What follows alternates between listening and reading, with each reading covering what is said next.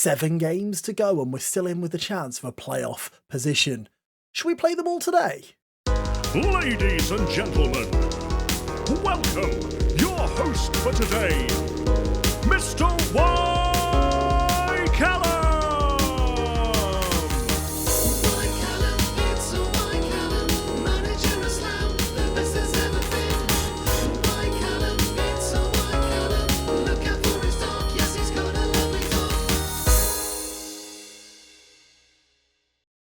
Hello and welcome back to the Build Slough series with me, Y. Callum, and today we're going to try something slightly different. You heard me right, 7 games. Now, are we going to play those 7 games in their entirety?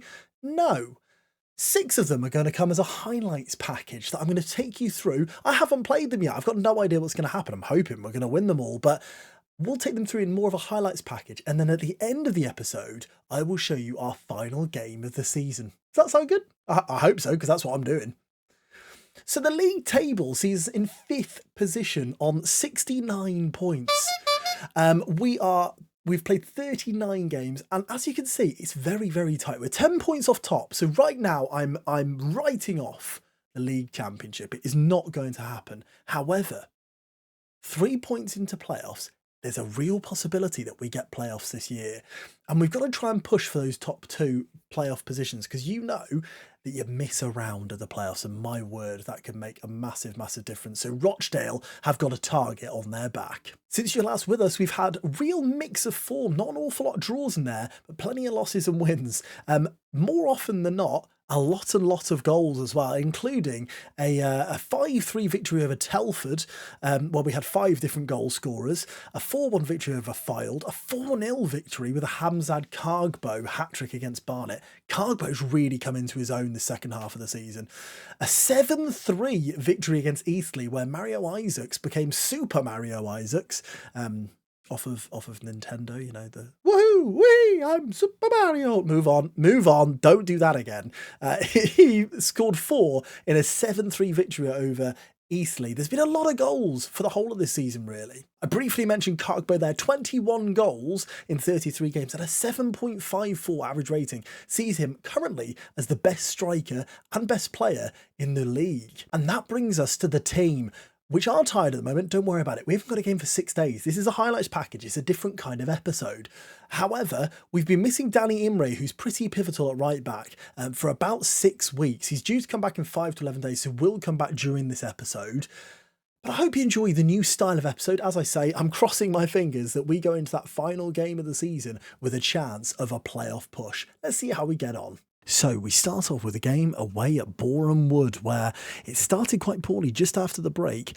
Boreham Wood took the lead through George Griffiths, GG as they like to call him, but this was not a good game at all for Slough, because just after that, just 3 minutes later, a long cross was headed in by LeSean Seeley, well pronounced me, and it was 2-0. We did end up getting a consolation goal, however, through the young man in central attacking midfield. Stockbridge picked it up from some nice football into JJ. Cargbo laid it back to Robinson, and the patient build-up here from Slough was in the end finished off by the main man himself, Jaden Raymond. Here we go. It comes through to Jaden. It's a long-range effort. Keeper maybe should have saved it, but that made it 2-1. The time ticks away there. It did finish 2-1. A pretty even game that leaves us 5th in the division on 69 points still, 3 points off Wimbledon. So our next game saw Cargbo off on international duty as we took on Wimbledon at home, a really tough game against 5th place. Wimbledon took the lead in the game early on through a greatly named Callum Woodthorpe. Anything he can do, we can do just as well, as the ball was played around from the corner as we recycled the possession. It was a terrible keeping error, and Jaden Raymond scored his second in 2 games to make it 1-1. However, Wimbledon had a reply. It's a common theme. You just watch. And Woodthorpe, with a brilliant piece of skill, 4-0 through the legs of Tahir to make it 2-1. It was so good, we're actually going to show you again. Look at that, through the legs, and Woodthorpe made it 2-1 to Wimbledon. However, we came again. Imre down the right-hand side whipped it in, and Jaden Raymond got 3 in 2 to make it 2 apiece. Longstaff, yep, that is the one from Newcastle, sets up Tony Casey to make it 3-2, though, just moments later. And in the second half, a deep cross was cleared away. What's going to happen? Where's it going to go? Is it for us or is it for them? As Stockbridge takes it on, gives it to Copley. Back to Andy Stockbridge, and he does the rest. Look at this. Andy Stockbridge, what a player, makes it 3-3. What a game, 51 minutes in. Let's hold on to that draw now, shall we? Look at this, the way he drives through like Kevin De Bruyne and finishes it with his left foot. 3 apiece, probably the end of the game now. Oh, wait, what? There's another highlight. You are joking me. As Wimbledon come down the left just in the same minute and head it in. Harvey Nibbs makes it 4-3. Heavens above. Can we come back? Surely not, as Mario Isaacs picks it up. Into Jaden Quasi, back to Isaacs, who drives to the line, and Chris Tipple off the bench makes it 4-all. That'll be it now. Just the 8 goals. What a game. Why is there another highlight? It's a long throw. No, I can't even pronounce his name. And that was the final goal of the game and the 9th of it, which meant Wimbledon beat us by 5-4. It's 2 losses from 2, which sees us cling on to playoffs in 7th place.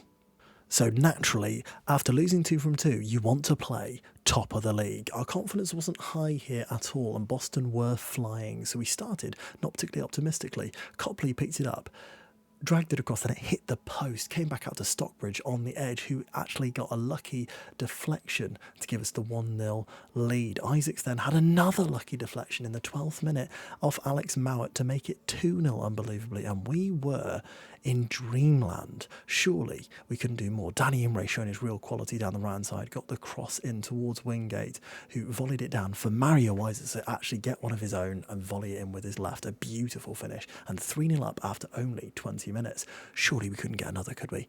We bloomin' could. Copley into Wingate, and he smashes home his first goal of the game to make it 4-0 after 30 minutes, and it was game over. Or at least that's what we thought. Since the update, there's been plenty of goals, and we saw 9 in the last game. We're hoping we don't see 9 in this one, as Welch makes it 4-1, bringing Boston back into it rapidly. A ball over the top was played in. It looked like the chance was gone, but they pulled it back across, and Kane Wilderly played it into the back of the net for Boston. The comeback was on, or was it? Jeremiah Jackar, always one of my favourite goals of the season so far, hit it like an absolute rocket to basically seal the 3 points against top of the league, Boston United. It's a good interception from Cargbo, but my word, JJ does the rest, takes a couple of touches and fires it into the top right corner. It's an absolute beauty. And you want a cherry on top of the cake? Of course you do. Tommy Wingate from a Jackar cross smashes home his second goal of the game to secure a 6-2 victory. Only the 8 goals. I apologise. I'm not spoiling you in that one. It leaves us 5th in the division, and it actually drops Boston off the top of the league as well. Next up, we had the old enemy Dulwich Hamlet away from home. A tricky feature which didn't really get started till the second half, where Dulwich Hamlet attacked us down our left, and Scully put a brilliant right-footed strike into the top corner of Southwood's net. A disappointing one after the Boston game. Wingate then went on to score not 1, but yes, 2 offside goals, and I judged there, as the manager, as the messiah, should I call myself, that perhaps it wasn't going to be Tommy's day, so we took him off for Christopher Tipple on the 58th minute, and not long after that we won ourselves a corner on the right-hand side. The ball was eventually brought into the box, which Mario Isaacs ripped home into the bottom corner to score that equalising goal. That's not Chris Tipple, you say? Of course it's not. Here's a corner, Gallagher.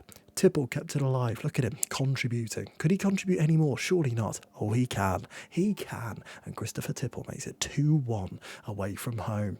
Is that enough? Is that enough, Chris Tipple? I don't think it is. Let's have a bit more Chris Tipple, shall we? As Lusala gives it off to Tafari Moore, another sub. Into Chris Tipple. It's 3-1. It's been turned round. It's a thing of beauty. And of course, we're Slough. We don't do it the easy way, and we do let Tony Weston score a late goal to, make us a little bit scared. However, we hold on to that 3-2 win, which keeps us 5th in the division. Next up was Oldham in a pretty straightforward tie, if I'm honest with you. After 35 minutes, we took the lead through Chris Tipple, taking his form from the last game to make it 1-0. Then Tommy Wingate just thought, you know what, I'm probably going to run the length of the pitch here. And that's exactly what he does, pulling it back for Louis Copley to make it 2-0 after 60 minutes. We were home and dry, but it was the Tommy Wingate show as Quasi knocked it over the top to Tommy Wingate to make it 3. Tommy Wingate, our top goal scorer at this point in the season, scored another really straightforward one after a goalkeeper error to make it 4, and in the 97th minute completed his hat-trick to make it 5-0 against Oldham. A really comfortable win and a great one for the morale heading into the final couple of games of the season. It left us in 5th position, 2 points into playoffs, with a great goal difference against Doncaster, a bogey team. Usually Zayn Tahir, skipper himself, put us into the lead after 4 minutes to ease any pre-match nerves we might have had. Then, this is prime Slough Salona. Building from the back, Danny Imre into Cargbo. He found the main man, Super Mario, who dinked it over the goalkeeper. And this is the first appearance of Late Night Callum. Are you ready for this? Let's watch the replay back again. It was built from the back. Danny Imre brought it through midfield, played it into Hamzad Cargbo. He played a lovely through ball through to Super Mario, who just chipped it over, and there he is, Late Night Callum, over the moon with that one. It's 2-0. Of course, there was always going to be drama as Daniel Shaw gave it into O'Brien, and Ramon O'Brien smashed it past Southwood to give them a chance, and then got stuck in the side netting, which was embarrassing for everyone involved. Then Tafari Moore cut it out, and in the last seconds of the game, played it into the middle, Quasi over to Stockbridge, and you don't save those. Andy Stockbridge with an absolute beauty from range to make it 3-1. Of course, there's Late Night Callum again, having a wonderful time of it. So there we are, 6 games played, 2 games lost, 4 games won, and a plethora of goals. Yes, I just used the word plethora on the internet. Aren't you impressed? We scored absolutely loads during that. I'm trying to do some quick maths now. 11 in the first 3, and then we scored 11 in the second 3, which, if I'm doing my maths correctly, is 22 goals. And that was 4. Against Column, not as many as 22, and that's the most important thing. So, we can all agree that that was a successful run-in. We have got 24th place Southend, which we're going to play now in our final league game of the fixture. And what's the situation? Well, up until quite late in that game, we were, I believe, 4th place, maybe a point off Rochdale. However, Rochdale picked up a point in the last game, and I think Wimbledon did go in to win. So, we could still finish 3rd, which was the target before this run-in. However, it's going to be difficult now. It's going to be really difficult. We've got arguably the easiest game of the season for us with Southend, but even a win doesn't mean we get there. We're in the playoffs regardless, so do we rest? Or do we go for it? I'm not sure. So the answer is we rest a bit. One is enforced. Cargbo's got a little bit of a knock, so he comes out regardless. Tipple in for him. We dropped Mario Isaacs to the bench for Jaden Raymond, who of course scored a few goals at the start of this video. Jeremiah Jackar, also drops out for Jaden Quasi, and Dermy Lusala comes in for Danny Imre, a player who's so important to the way we play. So pretty much full strength, but we will probably have, if we don't finish 3rd, we'll probably have our first playoff game in this game week. So a real challenge for the legs of the lads, but I believe they do own at least 2 each. So here we go, at home to already relegated bottom of the league Southend, and the first chance is for Southend, but Dermy Lusala picks that one up in defence. Off to Robinson now. Robinson all the way back to Southwood. Zayn Tahir, patient build-up, and this has been a real mark of the way we play at the moment. We do take our time, but when we get the ball, we use it. And look at that ball from Stockbridge over to Lusala there on the right-hand side. 4 minutes in here. We couldn't, could we? We only have. It's 1-0, and Slough have the lead through Chrissy Tipple. I'm trying to click the sound remote, and it didn't work. I've now discovered it did work. I just didn't have my headphones on, so that's even better. Well done, me. Lusala comes down the right-hand side, crosses it in towards Chrissy Tipple. He gives us the lead, and now all eyes turn to Wimbledon and Rochdale. Lusala with a throw into Quasi here. Nice little back heel to Lusala. Stockbridge into the middle. Copley. Lusala shoots. Oh, it's a great save from Smith in the south end goal. It's going to be a long afternoon for him, you'd hope. And we have a corner here, which we will go short with Jaden Raymond. Into Stockbridge now. Stockbridge takes it inside. He's in the box. He plays it off to Gallagher, but it's a poor pass, and it will go all the way back to Jaden Quasi. If we look at the opposition here, we can't, but Wimbledon away from home, I think Rochdale are as well. And as it stands, if they were to draw and we were to win... If we were to win, we would be the team finishing in third. But it looks like Rochdale maybe have gone 1-0 up, but we have won a penalty. And there's only one man who's taken this. Up steps Luke Southwood for potentially his first goal for Slough Town. It's a huge moment for our keeper, and Southwood misses the penalty. Darn it. Oh, I look a fool now. I can't believe he's missed. Raymond into Stockbridge. Now I look an idiot, and Copley drives it out for a throw-in. Good. Well done, Louis. So if we look at the fixtures, Wimbledon away to Barnet and Rochdale actually at home to Stevenage and are 1-0 up. So as it stands, we would finish fourth. We need a Stevenage goal. Well, Rochdale are now 3-0 up. So I'm starting to think we're not going to catch them. They're now 4-0 up. So it's going well. As long as we don't concede. I mean, that is unfortunate timing. It's 1-1. You want to hit the playoffs on form. Drawing with relegated bottom of the league Southend would not be what I'd regard as on form. That's poor. It's got in behind to a man named Plant, and then it's actually come off the defender, and Roberts has the easy job to tap it past the man who missed the penalty to make it 2-0, Luke Southwood. And at half-time, it's 1-1. Is it my fault? I mean, you can point the blame wherever you want, really, but I think, really, it's Luke Southwood's fault, not mine.